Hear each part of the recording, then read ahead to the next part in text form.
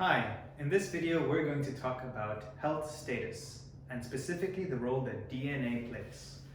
I have with me Sipko van Dam, Ancora's head of bioinformatics. Sipko holds a PhD in genetics and is responsible for the models that calculate genetic risk. Sipko, what is DNA and what can we learn from it? Yeah, so DNA in simple terms is an instruction manual for your body, how it should be built and how it should be maintained. And everybody has such an instruction manual, but it's slightly different.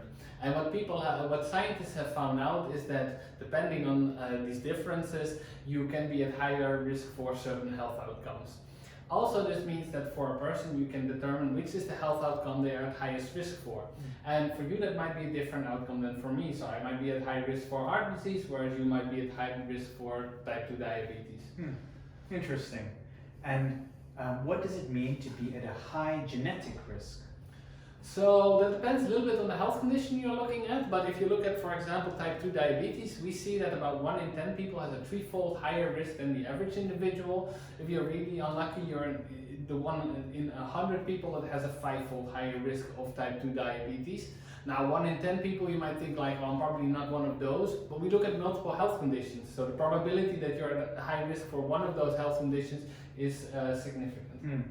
So there are many different health conditions, some of which we are at risk. Now, how important are the genes in this risk compared to other markers? So specifically for the health conditions we look at, the genetics profile only explains part of the risk, and actually your lifestyle factors have a much bigger effect on this. So even if you are at the highest risk for type 2 diabetes based on your genetics, you can still counter this by adopting a healthy lifestyle. And which is the lifestyle actions that you should take depends a little bit on the health condition you are at risk for most. That's very good to hear, that it's actually lifestyle that plays a much bigger role than the genes that you get. In Ancora, we focus on lifestyle-related health conditions, so really the ones you can influence with your day-to-day choices, things like diabetes, cholesterol, blood pressure, and so forth. In our preventative health programs, we choose the 1 or 2 things that you're at the highest risk for and coach you to reduce these risks.